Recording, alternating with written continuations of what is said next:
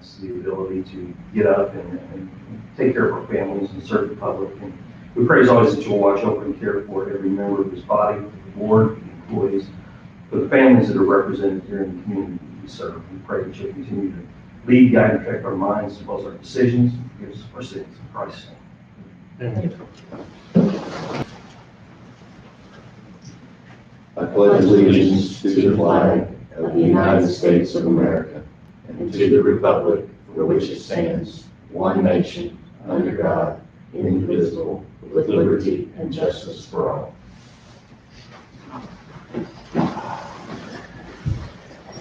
Good morning, everyone. Call the meeting to order. Commissioner Pitts. Here. Commissioner Toller. Here. Commissioner Miller. Here. Commissioner Gould.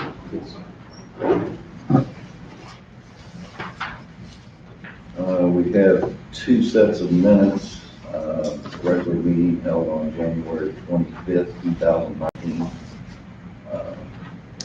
Need a motion for those minutes as written. I'll make the motion to approve. I'll second. Commissioner Pitts. Yes. Commissioner Toller. Yes. Commissioner Miller. Yes. Commissioner Gould. Yes. Also have minutes from the regular meeting, the 8th, 2019. Need a motion for those to be approved as written. I'll make the motion to approve.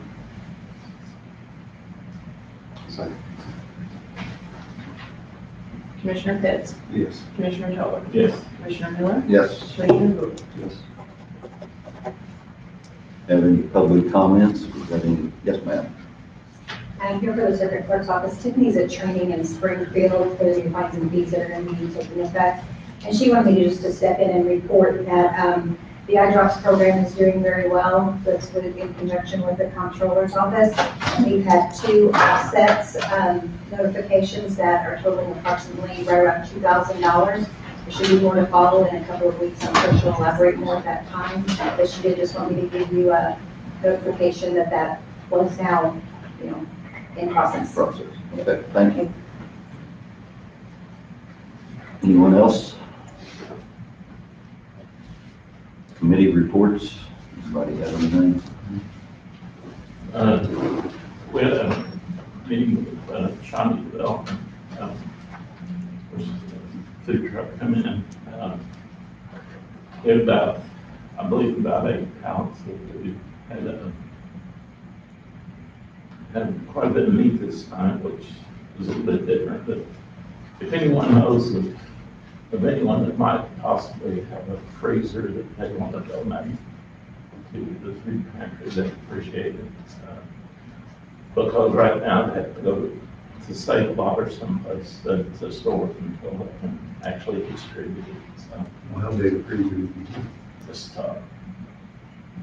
regular This very chest freezer? chest freezer, yeah. You'll take up right too. Yeah. That's like bringing it to be fine too.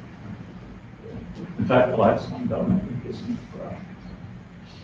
Friday. Saturday, March the 2nd, they'll be open at the Union County site to take applications for like the LIHEAP program. There's been some extra money going into that program. So people that can't get out there through the week can go out there from 9 until 1 in the morning on March the 2nd.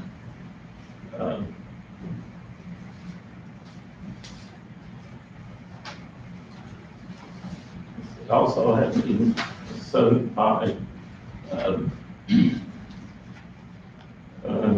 just announced that the village of Alco Pass did receive a $500,000 wastewater improvement grant through 75. There is a grant available for police cameras. I talked to Scott about that a little bit, and there's some liability concerns with that, but Scott's ordered that, so that's all I have. Anybody else? Would announce we've reached a tentative agreement with the union on the custodian's contract. Just waiting on proper approval and written up and so forth. That all went well. We'll be meeting with the FOP, what, in about a week? March 5th, yeah. Start those negotiations.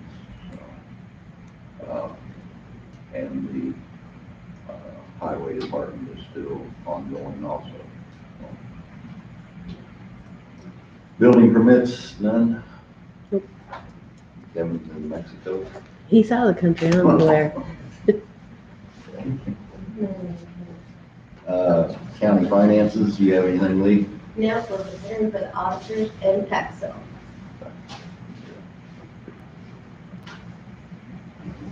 Under old business, ProCare Services proposal for ambulance cot maintenance. We had tabled this previously. Grant had some things he wanted to check on that. Everything looks good now. And we're ready Everything to is resolved and resume it. taken care of, yes. Okay. So I need a motion to approve this contract. Second. Commissioner Pitts, Yes. Commissioner Colbert, Yes. Commissioner Miller, Yes. Commissioner Blue. 2017 county audit findings update. We are going to put this on the agenda under old business. And each meeting, Andy is going to give us an update on any progress on the findings being resolved with various office holders or lack of progress until it's all completed. Office holders and department heads. So there'll be some weeks that there'll be nothing on there for her to give us, and there'll be some weeks that will. Hopefully, we're gonna do this until we get this resolved and basically call out whoever is not in compliance once we made the attempts. So. This week was kind of plugging away at some other stuff, but I did make some progress on two of the findings. The finding number 2, which was lack of personnel records, we already had the highway and the treasurer and ambulance department turning over their files. And then this week, Angela met with Heidi in the sheriff's office, and they turned over their files. So we have one more department that has turned over their personnel files to Angela. So we're still chugging away at trying to get the rest of the departments to take the time to copy their personnel files. And then the other update is for finding 3, which is lack of segregation of duties. I also met with Heidi this week and spoke to Scott about the one for the sheriff's office. Heidi kind of explained how they do it, which I'm not sure the auditors completely understood, that their accounts are pass-through accounts. So I mean zero balance accounts. So we're going to kind of draft up a memo to explain exactly what the accounts are. Heidi's going to send me the bond process, because we have pretty strict process when it comes to bond money, who has to sign every time it changes hands, someone is signing for it. So she's going to draft that up.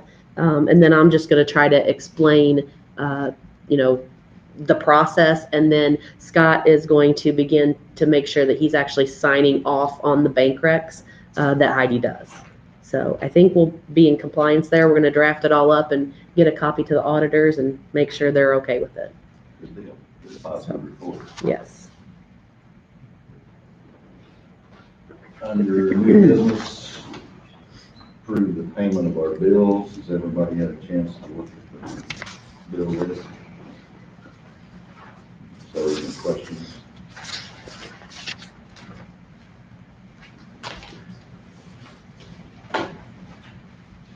Need a motion to approve the payment of the bills, please. I'll make a motion to declare bills. Commissioner Pitts, Yes. Commissioner Colbert, Yes. Commissioner Miller, Yes. Commissioner Blue. Next on the agenda is the Frontier Service Agreement. We did Andy did some checking on this and some conversations with Raleigh. And various office holders, I think, and with Mayor, making sure this was something that we need to continue to do, and it turned out it is, so. You want to state anything about it, or? It's basically a maintenance agreement with Frontier to cover our Mitel phones. What I've found out in some research, it appears that Frontier is the only provider that supports Mitel phones. And so basically this agreement is for them to service them if anything goes down. They also provide all the updates, the software updates. They just automatically install them on our phones. If we ever have any problems, we call them. It doesn't cover 100% of the repair cost, but it's at a reduced rate if they do have to come out here. So yeah, I did ask a bunch of questions, and it appears that this is something not only have we always done, but we really need to do in order to support our phones, because otherwise we'll have no support. So I think I don't remember the exact amount, but it went up by $1 or less from last year. So I need a motion to approve this, please, with Frontier on the service agreement.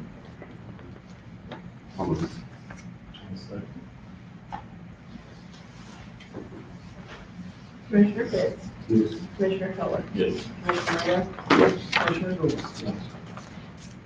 Next on the agenda is a resolution for maintenance under Illinois Highway Code.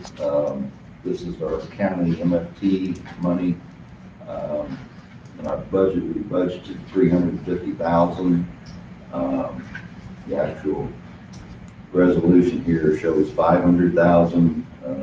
That's just in case come up with some more money from them, so is why we increase it on there.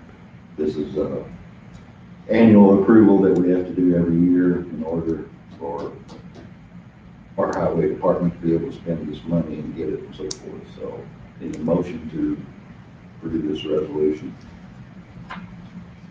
Awesome. I'll second. Commissioner Fix? Yes. Commissioner Miller? Yes. Commissioner Miller? Yes. Commissioner Wood? Next on the agenda is the approval of the ESCTSD bills and payroll. The reason we're having to do this, because we're kind of in between old board and new board, and we're just wanting to make sure that we're covered, are behind on approval of these bills, since there isn't actually a board until a little later here in the meeting. So I have a copy of the bills from Crystal here that she signed off on. So I need a motion by the board to approve the bills for the ETSP, please. I'll make the motion. I'll second. Commissioner Fix? Yes. Commissioner Miller? Yes. Commissioner Miller? Yes. Commissioner Wood? Yes. And in conjunction with that, next on the agenda is a resolution appointing members of the Union Alexander Joint Emergency Telephone System Board. We've been working on this forever and ever. We have a press release here to give out, but this is finally taking effect. I'd like to thank Crystal for all her hard work and, on this. County commissioners, back when this started, just a little preview before I give this, and our 911 coordinator and the sheriff and everybody else thought this was something that we should pursue, mandating some smaller counties joined with others. We didn't want to be told that we had to join forces with somebody we didn't want to. Plus the fact we had spent a ton of money in building the new courthouse, and especially the 911 dispatch system. I mean, it's state of the art all over. So we wanted to jump on the wagon ahead of time and get this done. And 911 board and everybody. Crystal worked really hard to get this through on time. And even down the road, hopefully we're going to be looking at incorporating another county with us if we can. So it's just a good deal all around for Union County. It's a good deal for Alexander County. They did not have their own dispatch. They were using Pulaski County. So that might be the next up on the list, never know. But anyway, the new board members I'm appointing, I need a motion to approve. County committee, we have 5 members and Alexander County will have 2. That's based on population, so, which that's a good thing. Bobby Toller Jr. as the county commissioner person, Scott Harville as sheriff, Grant Capel as ambulance director, Matthew Lambden as 911 public safety agency person, and Steve Hartline as public member.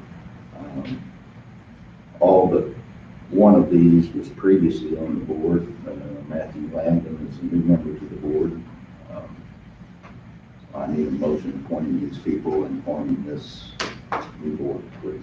I'll say. Commissioner Pitts, Yes. Commissioner Toller, Commissioner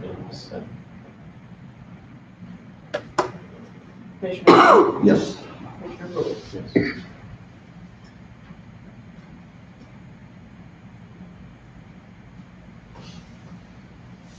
I'm not, do you want to read this out loud or anything, or touch on it, or add anything you want to add to what I said? No, I'm glad the process is over, but I'm thankful that everyone worked together on the 911 board side from both counties, the county boards on both counties, the sheriff, everyone worked together and it was a group effort. So I applaud everybody. And I also want to give Jana Fear credit, who was the director prior to me, who laid the groundwork for all this to She happen. So, initiated all yes, this. she did. And she deserves credit for that, so.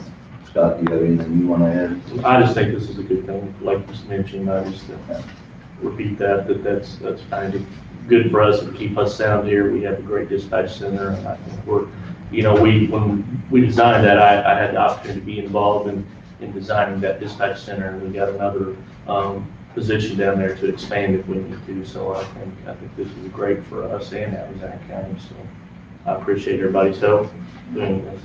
Good deal. Appreciate Thank it. you, Crystal.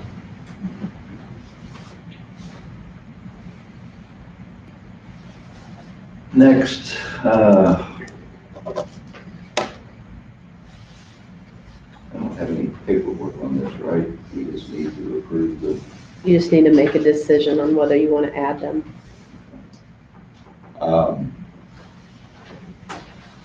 in conjunction with all this, we need to discuss the addition of the Union Alexander County joint to our insurance policy with ICMRT, mainly liability. We've got some opinions on this. There's a couple of ways we can go. Angie talked to people at the insurance company. You want to explain what they said? Yep. He basically said you have 2 options when it comes to getting them insurance. The easiest and cheapest way to go is to just add them to the county's policy as another entity that's covered. So instead of just being a Union County government policy with ICRMT, it would be Union County and Union Alexander joint ETSB. They would both be listed on the policy. He said if we did that, that there would be, based off of the information, like what had to be added, and I think Crystal said there was just a tower that we would have to add. He said there would probably be little or no, possibly no increase in the premium. But he said, but I do have to say, if you do that, then there's always the risk of if someone were to file a claim against the joint ETSB, it would be against the county's policy. He said, so I just have to put that out there. However, he did go into detail and tell me that, they don't, the majority of the time, if there is a claim, it is actually against dispatch, not against the ETSB, because they're the ones dispatching the calls. He said that they currently cover both Alexander and Pulaski County. And since Pulaski County is the one that are taking the calls right now, I asked him about claims. There hasn't been any claims against Pulaski County for Alexander County's calls or anything like that. He said the chance of having a claim is extremely minimal, but he has to let you know. So the other option would be for the joint ETSB to get their own insurance policy and not be part of the county's. However, because of minimums and everything with insurance, without running the numbers, he couldn't give me an amount, but his guess was probably 6,000 to 7,000. And right now, I forgot to put it in the email, but I think they pay about 3,200 or 3,500 for insurance. So it would be almost double what they're paying now. And Alexander County isn't paying for insurance right now, so it's not like those two combined would total that amount. So that's the two options that you have. I did ask him, if you make a decision one way, can you ever change that decision if you decide to do something going forward? He said yes, at the end of a policy year. So basically our policy year ends 11/30. Not that you would want to make a change, but. Well, my opinion, I mean, you guys speak up. I think we ought to go with the first option. And yeah, there's that slight risk there. But like Alex said, they're probably going to go after the person sitting down there, and that's going to involve us anyway. Yes. So I don't see the point of expecting these guys to spend twice as much when they could be added on to ours. Tell me what you think. I'm just one. If there's an increase from what we're paying, shouldn't ESTD or whatever, then I don't want to pay that to the county. Yes, I mean, if there ends up being an increase to our premium, because the way ICRMT works is when they send us our bill for our annual premium, they actually break out 911 for me, and we sent 911 the invoice directly from ICRMT. Now 911 reimburses the county because we pay the whole policy, but they break it out. So if there was an additional charge, it would just be an increase to theirs. But it would be, he says, Sounds like minimal or none. To me, it's the no-brainer. I mean, and say 911, significant amount of money. I agree with the first option. Yeah, you too. Let's somebody put that in the form of a motion. That we're going to add them to our existing policy, please. I'll second. Commissioner Pitts, Yes. Commissioner Colbert, Yes. Commissioner Miller, Yes. Commissioner Gould. Okay, last item on the agenda is the new intergovernmental agreement between Union County and Jackson County on jail services.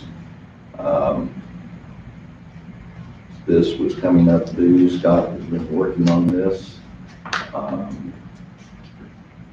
with Jackson County Jail and so forth. You want to expound upon it, Scott? Sure.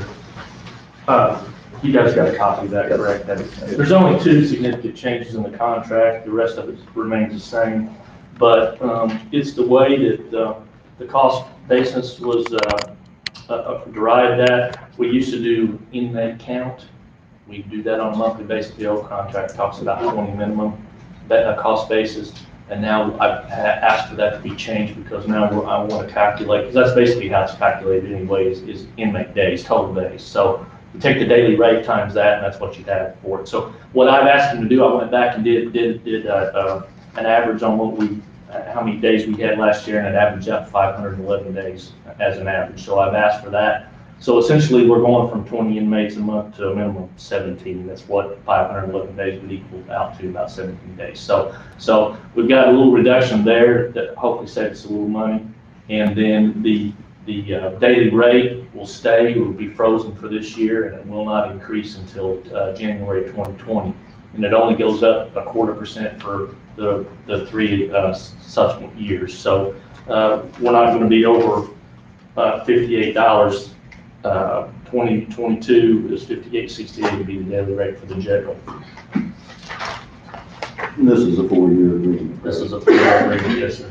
And it's, reading it, I think it sounds fair, yeah, it's expensive, but, it's a lot less expensive than us having our own jail and the liability and all that. One thing to take into consideration, I'm sure we could get a cheaper rate, but that has transportation costs in it. Yeah, it does include transportation. And if we were gonna get in the transport business, then we're taking deputies out of our county patrol, and then additionally, we would have to have a van to do that, because I can tell you, for example, yesterday, we had 17 inmates yesterday down for court. So those all have to come down, and even if we had a van, there's at least 2 or 3 trips to go get those. So it's a very time-consuming, costly venture for us. So I think Jackson County's been very fair to us in what they proposed. Mhm. Plus the fact that we don't have a whole lot of people out there to bid on this. That's true. Well, and if you look at it, Max, geographically, who would we choose? Yeah, I mean, yeah. Jackson County makes sense for us because we're a bordering county, they're very close. Any questions, guys? Curiosity, where is the jail? Jack Murfreesboro. So we, as deputies, we don't transport any inmates at all? There is occasions where if their jail is very busy, we may have to send, or if the court fails to notify us that they need that person, and we got to make a quick trip up there. Yes, there is, but very rarely do we have to. Yesterday was a very busy day. We had 17 inmates. We had one to go to Alton yesterday, and I had to go to Harrisburg on a writ to get one out of Swain County. So we were moving a bunch of people yesterday. So yes, sometimes we do. White's out there. We didn't know Yeah. what procedure was. Yeah. Anything else for me? Thanks, Scott. Good work. Thank you. I need a motion to approve this agreement, please. We didn't do that today. So Commissioner Gould, you're making the first? Yeah. Commissioner Tillers, the second. I'll say. Commissioner Pitts, Yes. Commissioner Tiller, Yes. Commissioner Miller, Yes. Commissioner Gould. Yes. We have nothing for executive session today. Any other business? Anybody? I'm on a roll, I'm pretty sure. Max, I'm assuming that we would want 2 original copies of that signed, one for each county. I'm assuming that's what we would do. Sounds logical to me. Okay.